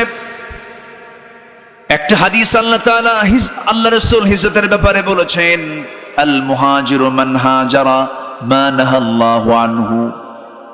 প্রকৃত মুহাজির তো সেই যে আল্লাহর সমস্ত নিষিদ্ধ কাজগুলোকে থেকে নিজেকে গুটিয়ে রাখে, সে হচ্ছে বড় মুহাজির। কিন্তু আল্লাহ তাআলা এই জায়গায় হিজরতের ব্যাপারে দেশ ত্যাগের কথাটাই অধিকাংশ মুফাসসিরে কেরাম তারা বলেছেন, এখানে হিজরত বলতে ওই হিজরত কি বোঝানো হয়েছে? আমার বন্ধুগণ, ইসলামকে মানতে গেলে, ইসলামকে ফলো করতে গেলে এমন পরিবেশ এখন আসার সম্ভাবনা আছে না নাই? আসতে বলবেন না আছে না নাই? আছে। আল্লাহ তাআলা বলছেন এই পর্যায়ে যাদের আসবে আমি আল্লাহ আমার রহমত তাদের উপরে পড়ে যাবে। মূসা আলাইহিস সালাম থাকতে পারেন নাই, তিনি দেশ ছাড়তে বাধ্য হয়েছিলেন। আমার নবী তার নিজের বাড়িতে থাকতে পারেন নাই, নিজের দেশে থাকতে পারেন নাই, হিজরত করতে বাধ্য হয়েছেন। বলিষ্ঠ যে সমস্ত পয়গম্বরগুলো, বিখ্যাত যে পয়গম্বরগুলো, তারা নিজের জন্মভূমিতে তাদের স্থান হয় নাই। ইব্রাহিম আলাইহিস সালামের মতো একজন বড় পয়গম্বর তিনিও হিজরত করেছেন, মুসা হিজরত করেছেন, আমার নবীও হিজরত করেছেন। ইব্রাহিম আলাইহিস সালাতু ওয়াস সালামের ঈমানকে, আল্লাহর পয়গম্বর ইব্রাহিম আলাইহিস ঈমান কি তার থেকে কেড়ে নেওয়ার জন্য শেষ পর্যন্ত তাকে আগুনে নিক্ষেপ পর্যন্ত করেছে। ইব্রাহিম আলাইহিস সালাতু ওয়াস সালাম হাসি মুখে আগুনে নিক্ষেপিত হয়েছেন, তবুও বলেছেন আমার রবকে। জোরে বলুন কে? আল্লাহ তাআলা। ইমানের কাছে আগুন হেরে গেছে। ইমানের কাছে কি? আগুন হেরে গেছে। কারণ ইমান শক্তিশালী না আগুন শক্তিশালী? কি শক্তিশালী? ইমান। আমি কি শেষ করে দেব নাকি? এই যে দু একজন যায় যায়,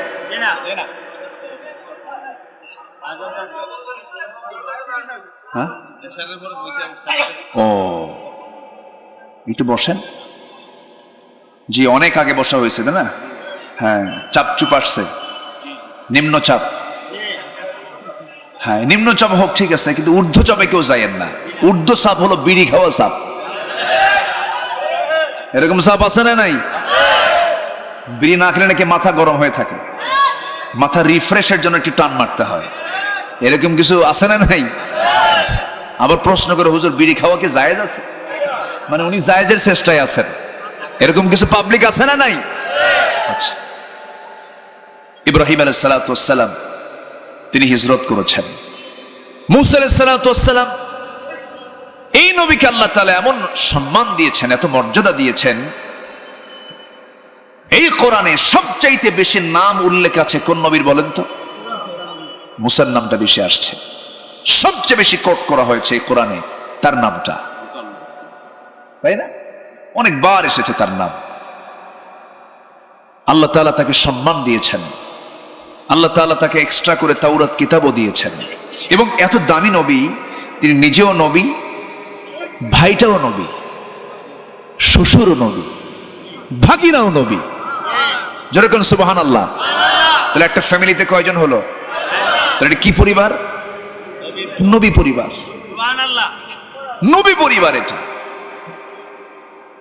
খুবই রাগী লোক ছিলেন, কারণ রাগ না হলে তো ফেরাউনকে মোকাবেলা করা যাবে না। আমরা তো মুসার রাগটা নিয়ে আসতেছি না, এই জন্যই তো অবস্থা। মুসার রাগটা ফিরে আনা দরকার আমাদের মাঝে, ঠিক না? মুসার রাগটা দরকার, ওমরের রাগটা দরকার। মুসা আলাইহিস সালাতু ওয়াস সালাম প্রচন্ড মেজাজি ছিলেন, খুব রাগ ছিল। তাফসীরে এসেছে তিনি যখন রেগে যেতেন চুলগুলো টুপি ভেদ করে খাড়া হয়ে যেত। সুবহানাল্লাহ। লোকটা ছিলেন তোতলা। তোতলা বুঝেন তো? তোতলা যারা হয় তাদের রাগ কম হয় না বেশি হয়? বেশি হয়। যদি নাম বেলাল, কি নাম? বেলাল। আসলে এরকম টাইপের লোক আছে না, ওদের রাগ কম হয় না বেশি হয়? বেশি হয়। প্রচন্ড রাগী ছিলেন মুসা আলাইহিস সালাতু ওয়াস সালাম। এই নবীকে মারার জন্য ফেরাউন কম চেষ্টা করে নাই, পৃথিবীতে আসে নাই।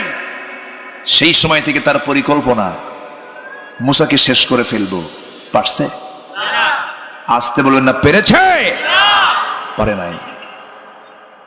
হককে কখনো চাপিয়ে রাখা যাবে না, হক উপরে উঠবেই। ধরুন এই বোতলে পানি আছে, এর মধ্যে যদি আপনি তেল, এর মধ্যে যদি তেল দেন, তেলটা কি নিচে থাকবে না উপরে থাকবে? পানির উপরেই তেলের অবস্থান হবে। কেন জানেন?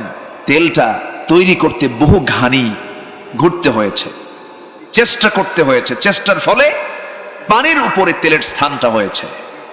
হক বাতিলের নিচে কখনো থাকবে না, হক বিজয়ী হবেই হবেই হবে ইনশাআল্লাহ।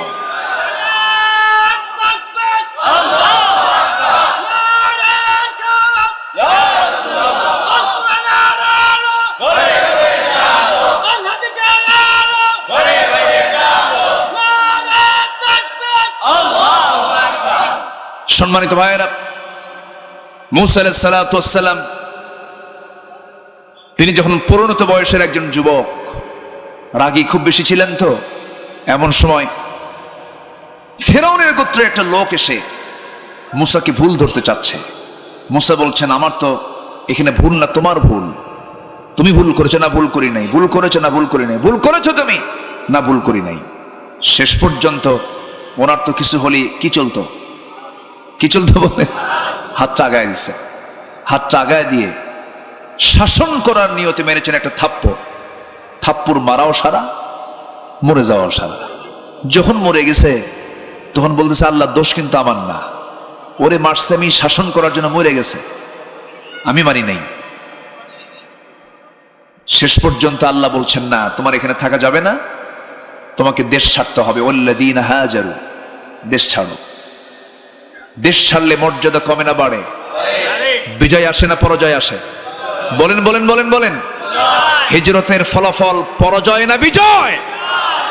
আল্লাহ তাআলা বলছেন ঈমান শুধু আনলেই হবে না, হিজরত থাকতে হবে। যেদিকে চোখ যায় সেই দিকে রওনা দিলেন। চলতেছেন, চলতে চলতে ক্লান্ত শ্রান্ত দেহ, প্রচন্ড তৃষ্ণা পাচ্ছে। সামনে একটা কূপ পেলেন, কূপের ধারে গিয়ে দাঁড়ালেন, ঢাকনা টান দিলেন, দুধ কি বলে কূপ থেকে তিনি পানি পান করলেন। পানি পান করে শরীরটাকে তরুতাজা করলেন। পাশেই দাঁড়ায় আছেন, ভাবতেছেন কেউ আমি চিনি না, কেউ আমাকে চেনে না, একটা প্রত্যন্ত অঞ্চলে আমি আসলাম। ইতিমধ্যেই দেখতে পেলেন বালতি হাতে নিয়ে দুইজন মহিলা কূপের দিকে আসতেছে। ভাবলেন যারা কারা, প্রশ্ন করলেন তোমরা এখানে কেন আসছো? পানি নেব। নিয়ে যাও। পারবো না, উপরে ঢাকনা আছে, 7 থেকে 8 জন মানুষ এই ঢাকনা টান দেবে, পানি তুলে নিয়ে যাবে। এরপর আমরা সবার পানি নেওয়ার পরে পর্দার নিয়ম রক্ষা করে এখান থেকে পানি তুলে নিয়ে চলে যাব, সন্ধ্যা পার হয়ে যাবে। তো আল্লাহর পয়গম্বর মুসা আলাইহিস সালাম ভাবলেন যে না, মহিলা বেচারি কষ্ট হবে, আমি একটু উপকার করি। তিনি হাত টাগায় দিয়ে বললেন বালতি আমার হাতে দাও, আমি তোমাদের কিছু সহযোগিতা করছি। বালতিটা হাতের মধ্যে নিয়ে কূপের ধারে গেলেন। যে ঢাকনা টান দিতে লাগে 7 থেকে 8 জন, উনি বাম হাতে ধরলেন, ফিকে মারলেন, কয়েক হাত দূরে গিয়ে ছিটকে পড়ল। 2 মহিলা থরথর করে কাঁপে, আর বলে মানুষ না অন্য কিছু। নবীদের শারীরিক শক্তি কম ছিল না বেশি ছিল? প্রত্যেক পয়গম্বরকে আল্লাহ তাআলা 3টা এক্সট্রা গুণ দিয়েছেন। নাম্বার 1 হলো শারীরিক শক্তি দিয়েছেন সব মানুষের চাইতে বেশি। নাম্বার 2 হলো চেহারার সৌন্দর্য দিয়েছেন সব মানুষের চাইতে বেশি। আরেকটা হলো হুসনে খুলক, উন্নত চরিত্র দিয়েছেন, উন্নত চরিত্র দিয়েছেন। আমার নবীকে আল্লাহ তাআলা 100 জন জান্নাতি পুরুষের সমান শক্তি দিয়েছেন। মুসা আলাইহিস সালাম বালতি দিয়ে পানি তুলে দিয়ে বলেন যাও, সন্ধ্যার পরে মেয়েদের বাইরে বেশিক্ষণ থাকতে নেই, যাও তাড়াতাড়ি। চলে গেছে বাড়িতে। বলতেছে মা আজকে এত তাড়াতাড়ি করে আসলে এর কারণটা কি? কাব্বা, একজন পুরুষকে দেখলাম, ইন্নাহু কবিয়্যুন আজিজ, খুব শক্তিশালী যুবক, দারুণ তার গায়ে শক্তি। ঢাকনায় হাত দিল, ছিটকে পড়ে গেল, কূপ থেকে পানি তুলে আমাদের দিয়ে দিল, আমরা চলে আসলাম। বৃদ্ধ পিতা বলছে মা শোনো, আমার বড় মেয়ে, তুমি আগামীকালকে যাবে, আমার সালাম জানাবে ওই যুবকটাকে এবং বলবে সে যেন আমার সঙ্গে সাক্ষাৎ করার জন্য আমার বাড়ি পর্যন্ত আসে। আচ্ছা আব্বা, আমি বলবো আগামীকালকে গিয়ে। পরের দিন চলে আসছে, এসে সালাম কালাম দিয়ে বলতেছে আবিনা শাইখুন কবীর, আমাদের আব্বা খুব বুড়া মানুষ, আব্বা আপনাকে একটু ডেকে পাঠিয়েছেন, আপনি আমাদের বাড়িতে কি যাবেন? আল্লাহর পয়গম্বর মুসা ভাবলেন যে এই অঞ্চলে আমার কোনো পরিচিতি নাই, কেউ আমাকে চিনেও না জানেও না, একটু পরিচয় হলে তো ভালোই হয়। এই চিন্তা মাথায় নিয়ে ভাবলেন হ্যাঁ আমি যাব। কিন্তু যাবো কেমন? আমি তো বাড়ি চিনি না। আপনার চেনার দরকার নাই, আমি সামনে সামনে চলবো, আপনি আমার পিছে পিছে চলবেন, আমি আপনাকে পথ দেখাইয়া নিয়ে চলে যাব। মুসার সব বড় হয়ে গেছে, এরকম বড় বানায় বলতেছে এই মহিলা তুই কি কইলি? তুই আমার সামনে থাকবি আর আমি তোর পিছে থাকবো, আমি এমন পুরুষ? আল্লাহু আকবার বলবেন না? এদেশের 18 কোটি মানুষ এখন কার পিছে?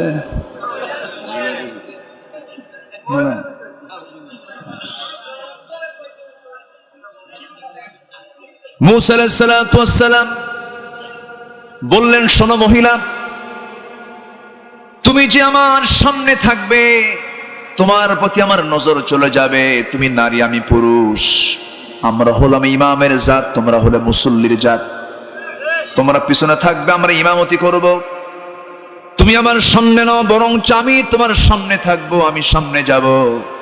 আর পিছন থেকে শুধু দুইটা শব্দ উচ্চারণ করবা, ডান বাম ডান বাম, এর চাইতে বেশি কোনো কথা বলবি না। আল্লাহু আকবার বলবেন না? মহিলা মনে মনে চিন্তা করে, গতকালকে দেখলাম শক্তিশালী যুবক, আজকে দেখি চরিত্রবান যুবকও বটে, চরিত্র মাশাআল্লাহ সুন্দর। মনে মনে তার পছন্দ হয়ে গেছে। কি কথা কি বুঝতেছেন? মনে মনে পছন্দ হয়ে গেছে। পছন্দ তো হইতেই পারে, কি আস্তে আস্তে কয় পছন্দ হতে পারে না? হতে পারে, কিন্তু আল্লাহ তাআলা চান বৈধতা না অবৈধতা? বৈধতা চান। অবৈধ পছন্দ করা যাবে না, অবৈধ পন্থায় কোনো কাজ করা যাবে না। কিন্তু আজকে ভালোবাসাগুলো কি ঘরে আছে না গাছতলায় আছে? বলেন, বাড়িতে না গাছতলায়? গাছতলায় বটতলায়। আবার ইদানিং কিছু কিছু গ্রামের মধ্যে কিছু কিছু ছোট্ট ছোট্ট কুড়ে ঘরের মতো হোটেল বানাইছে, রিসোর্ট রিসোর্ট আছে না? ওখানে কুত্তা বসে, ঠিক কিনা? দুনিয়ার আকাম কুকাম।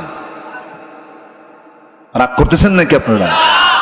এগুলো কথা বলার দরকার আছে না? উলাইকা কাল আনআম, আমার কথা না, উলাইকা কাল আনআম, ওরা হলো চতুষ্পদ জন্তু, বাল হুম আদাল, তার চেয়ে জঘন্য। সম্মানিত ভাইয়েরা, মূসা সামনে চললেন, মহিলা পিছে পিছে যাচ্ছেন, বাড়ি পর্যন্ত পৌঁছে গেলেন। দেখা হলো, বৃদ্ধ লোকটাকে দেখি মূসা আলাইহিস সালাম সালাম দিলেন। সালাম দেওয়া মাত্র সালামের জবাব দিই দাড়ি পাকা, চুল পাকা, চামড়াগুলো কুঁচকে যাওয়া বৃদ্ধ লোকটার মুখ থেকে বের হয়ে যাচ্ছে, এই যুবক, তোমার নাম মূসা না? মূসা আলাইহিস সালাম তো আকাশ থেকে মনে পড়ে গেলেন, ভাবতেছেন আমার নাম এই লোক জানলো কেমনে? এত দূর থেকে আসলাম, আমার নাম কেমনে বললো? একটু ভয় ভয় পাচ্ছেন, ফেরাউনের লোক কি না? কি কথা কি বুঝতেছেন? ওইদিকে তো মার্ডার কেস, বোঝেন নাই? আচ্ছা, আমার ভাইয়েরা, মূসা আলাইহিস সালাম একটু জড়সড় হয়ে গেলেন। এর মধ্যে দিয়েই বৃদ্ধ লোকটা বলছে, যুবক, কি চিন্তা করো তুমি? আপনি কে? এবার তিনি বলছেন, শোনো, তুমি আমাকে কি মনে করছো জানি না, তোমার নাম শুধু আমি জানি না, তোমার কামগুলো জানি। কি কাম? থাপ্পড় মারছো, মরে গেছে, মানুষের পরে আসছো। সুবহানাল্লাহ বলবেন না? সব কিছু যখন বলে দিলেন এবং জবাব দিয়ে আবার বলছেন, হে যুবক, তুমি যেখানে দাঁড়িয়ে কথা বলছো তোমার এখানে নিরাপত্তা থাকবে, কোনো সমস্যা নাই, তুমি শত্রুর সামনে পড়ে যাও নাই। তুমি যার সামনে কথা বলছো এই লোকটার পরিচয় হলো, যদিও সাধারণ একজন বুড়ো মানুষের মতোই তুমি আমাকে দেখতেছো, এরকম মনে করতেছো, সাধারণ বুড়োর কাতারে শুধু আমি বুড়ো মানুষ নই। ওয়া ইলা মাদিয়ানা আখাহুম শুআইবা, আল্লাহ তাআলা আমাকে মাদিয়ানবাসীর জন্য পয়গম্বর করে পাঠিয়েছেন, আমি হলাম আল্লাহর পয়গম্বর শুআইব। যেরকম সুবহানাল্লাহ। মূসা আলাইহিস সালাম খুব খুশি হয়ে গেলেন, জড়িয়ে ধরলেন, সম্মান করলেন। এরপরে শুআইব আলাইহিস সালাম বলেন, শোনো, হিজরত করেছো, মর্যাদা বেড়ে যাবে। যেরকম সুবহানাল্লাহ। আল্লাহ তাআলা বলছেন, ইন্নাল্লাযীনা আমানু ওয়াল্লাযীনা হাজারু, যারা হিজরত করবে, উলাইকা ইয়ারজুনা রাহমাতাল্লাহ, আশা করা যায় এই সমস্ত কাজ করলে আল্লাহর রহমতটা পাওয়া যাবে। হে মূসা, চিন্তা করো না, তুমি আমার বাড়িতে যদি থাকতে চাও থাকতে দেব, শর্ত হলো আমি তোমাকে একটা প্রস্তাব দেব, প্রস্তাব মানবে কিনা জানি না। কি প্রস্তাব? আপনি কোন, আপনি তো আল্লাহর নবী, যা কবেন তাই শুনবো। সুবহানাল্লাহ বলবেন। এবার বলছেন, শোনো, আমার দুইটা মেয়ে আছে, এই দুইটা মেয়ের যে কোনো একটা মেয়েকে আমি তোমার সঙ্গে বিয়ে দিতে চাই, তুমি কি আমার মেয়েকে বিয়ে করবা নাকি? এই কথা বলা মাত্রই এক সেকেন্ডও দেরি করলেন না, সঙ্গে সঙ্গে বলছেন, যখন দিবেন তখনই করব, আমি রাজি হয়ে গেলাম, বিয়ে করব। কিন্তু শুআইব আলাইহিস সালাম বললেন, শোনো মূসা, তোমার ব্যাকগ্রাউন্ড তো খুব একটা ভালো না, থাপ্পড় মারো মানুষ মরে যায়। এখন যদি আমি এই মুহূর্তে তোমার সঙ্গে আমার মেয়েটাকে বিয়ে দেই, একটু টেনশন হবে, তোমার রাগটা একটু কমানো দরকার। কি করতে হবে? আপনি যা বলবেন তাই শুনবো। এবারে বলতেছে, রাগ কমানোর জন্য আমি তোমাকে একটা দায়িত্ব দেবো। সেই দায়িত্বটা হলো, আমার বাড়ির কিছু ছাগল আছে, এই ছাগলগুলো 8 বছর তোমাকে লালন পালন করতে হবে। 8 বছর করলে পরে তোমার অনার্স কোর্স হয়ে যাবে, আর তুমি যদি 10 বছর পূরণ করো তোমার জন্য মাস্টার্স কোর্স হয়ে যাবে। আমার কিন্তু বানানো কথা নাই, কোরআনে আছে না নাই বলেন? আচ্ছা, সূরা কাসাস পড়বেন, সব পেয়ে যাবেন। দেখেন, হিজরত করলেন, শ্বশুর বাড়িও পাইলেন, হিজরত করলেন, নবুয়তও পাইলেন। আল্লাহু আকবার বলেন। হিজরতের ফলাফল খারাপ হয় না ভালো হয়? ভালো হয়। আমার নবী হিজরত করেছেন, মদিনা রাষ্ট্রের রাষ্ট্রপতি হয়েছেন, বিজয় এসেছে ইসলামের। আমার বন্ধুগণ, মুসা আলাইহিস সালাতু ওয়াস সালাম ছাগল পালন করা শুরু করলেন। এই পৃথিবীতে যত প্রাণী আছে এর মধ্যে সবচাইতে শান্ত, ভদ্র, শিষ্ট প্রাণী হলো ছাগল।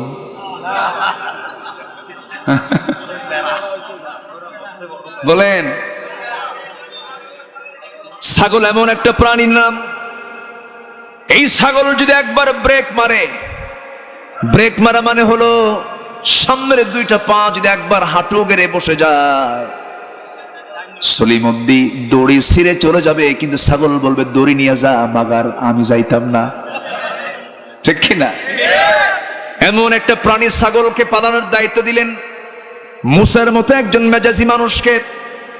প্রচন্ড রাগী ছিলেন, তাকে ছাগল পালনের দায়িত্ব দিলেন। ছাগল পালন করতেছিলেন, 10টা বছর পূরণ হয়ে গেল। ইবনে কাসির এসেছে, যেদিন তার ছাগল পালার দিন শেষ, 10ম বছর পূর্ণ হবে, যে দিনটার মধ্য দিয়া ছাগলগুলো তিনি মাঠ থেকে তুলে নিয়ে যখন এক পালে যখন নিয়ে আসতেছিলেন, হঠাৎ করে পাল থেকে একটা ছাগল একাকী বিচ্ছিন্ন হবে একদিকে দৌড় মারা শুরু করেছে। মুসা থামাতে চাচ্ছেন, কিন্তু সেই ছাগলটা থামে না, একদিকে দৌড় মারছে। মুসাও দৌড় মারছেন, দৌড় মারতে মারতে ঘেমে গেছেন আল্লাহর পয়গম্বর। নবীর দৌড়ের সঙ্গে ছাগল পারবে নাকি? ছাগল শেষ পর্যন্ত পারলো না, ছাগলটা থেমে গেছে, থরথর করে কাঁপতেছে, কিন্তু রাগ তো এদিকে 100 ডিগ্রি। ঘামায় নিছে ছাগল, 2 পা ছাগলের 2 পা শক্ত করে ধরে সুন্দর উপর উঠায় নিয়ে একটা আছাড় মারবেন, আছাড় মারতে উদ্যত হয়েছেন। কিন্তু লক্ষ্য করে দেখেন, ছাগলটার চোখে মুখে ভীতির ছাপ, লোমকূপ দিয়ে ঘামগুলো টপ টপ করে পড়ে এবং গোটা শরীর তার ভয়ে কাঁপতেছে। মুসা মনে মনে চিন্তা করলেন, তুই তো ছাগল রে, তোর মাইরা কি লাভ? রাগটা কমায় দিলেন, ধৈর্য ধরলেন, দয়া করলেন, রহম করলেন। 2টা হাত থেকে 2টা পা ছাড়াইয়া দিয়া ছাগলটাকে কোলের মধ্যে নিয়ে আদর করলেন। ইবনে কাসির এসেছে, আদরটা যখন শেষ হয়ে গেল, সঙ্গে সঙ্গে আল্লাহ বলছেন, ও মুসা, রাগ কমে গেছে, আমি তোমারে নবুয়ত দিয়ে দিলাম। জোরে বলুন সুবহানাল্লাহ, আরো জোরে বলুন সুবহানাল্লাহ। ছাগল যখন পালতে শুরু করেছে, এখন তুমি মানুষও পালতে পারবে, কোনো সমস্যা। হিজরতের ফলাফল খারাপ হয় না ভালো হয়? ভালো হয়। আল্লাহ বলছেন, হিজরত করো। হিজরত যারা করবে, হিজরতের প্রসঙ্গ যাদের আসবে, হিজরত মানে ত্যাগ স্বীকার করা, স্যাক্রিফাইস করা। ইন্নাল্লাযীনা আমানু ওয়াল্লাযীনা হাজারু, যারা হিজরত করবে, ওয়াজাহাদু ফি সাবিলিল্লাহ, এবং যারা জিহাদ করবে কার পথে? আল্লাহর পথে। এই 3টা কাজ যারা করবে, আল্লাহ বলছেন, উলাইকা ইয়ারজুনা রাহমাতাল্লাহ, আশা করা যায় সমস্ত বান্দাগুলো আল্লাহর রহমতে ধন্য হয়ে যাবে। জোরে বলুন সুবহানাল্লাহ। জিহাদকে মানতেই চায় না একটা গ্রুপ, আছে না নাই? তো বলে যে এখন কিসের জিহাদ, সবাই তো মুসলমান, বলে কিনা বলেন? সুদ খাওয়া মুসলমান, জেনাকারী মুসলমান, মদের দোকানদার মুসলমান। আজকের সমাজ এগুলো আছে না নাই? এগুলো বন্ধ করার জন্য সংগ্রাম করার দরকার আছে না নাই? যদি না করতে চান, তাহলে ওই আয়াত বাদ দেন, ওয়ালতাকুম মিনকুম উম্মাতুন ইয়াদউনা ইলাল খায়র ওয়া ইয়া'মুরুনা বিল মা'রুফ ওয়া ইয়ানহাউনা আনিল মুনকার। এই আয়াত কে দিয়েছেন? আল্লাহ। কে দিয়েছেন? আল্লাহ। মানার জন্য না বাদ দেওয়ার জন্য? মানার জন্য। সূরা আলে ইমরান 104 নম্বর আয়াত পড়েন। অবশ্যই একটা টিম থাকবে যারা সৎ কাজের আদেশ দেওয়া, সৎ কাজের বাধা দেবে, নিষেধ করবে। আল্লাহ তাআলা এই 3টা আয়াত আমাদের জীবনে বাস্তবায়ন করার তৌফিক দান করুন। জোরে বলি আল্লাহুম্মা আমিন। আরো জোরে আল্লাহুম্মা আমিন। উঠে কেন? একটু বসুন। চূড়ান্ত সময় হয়ে গেছে, 12টা বাজে। আমি আজকে দিনের বেলা মাহফিল কমিটিকে বলতে চাচ্ছিলাম যে আজকে আমার না গেলে হয় না। আমি যদি আজকে নাও আসতাম, আমার রোজা রাত ছিল, প্রচন্ড অসুস্থ, আমি বলিনি, তবে আপনাদের দোয়ায় মাহফিল ওঠার আগে ভালো হয়ে গেছে, বলি আলহামদুলিল্লাহ। মানুষ কত শক্তিশালী বুঝায়, বেশি না, শুধু যদি একটু লুজ মোশন দিয়ে দেয়। লুজ মোশন বুঝলেন তো? কিন্তু বাথরুমে মানে ছোট ঘরে একটু ঘন ঘন আসা যাওয়া করে, বেশি না, সারাদিন যদি 4-5 বার কয়, বহু চেনা যায় না, ঠিক কি না? মানুষ এত দুর্বল, সেই দুর্বল চিত্তের মানুষ কি না করছে, রাতকে দিন করছে, দিনকে রাত করছে, নিরপরাধ মানুষগুলোকে জুলুম নির্যাতন করে শেষ পর্যন্ত হত্যাও করছে। গোটা পৃথিবীতে এগুলো নজির আছে না নাই? না, আমরা অত্যাচারিত হব, অত্যাচারী হব না, জোরে বলি ইনশাআল্লাহ। সবাই কি নামাজ পড়ি?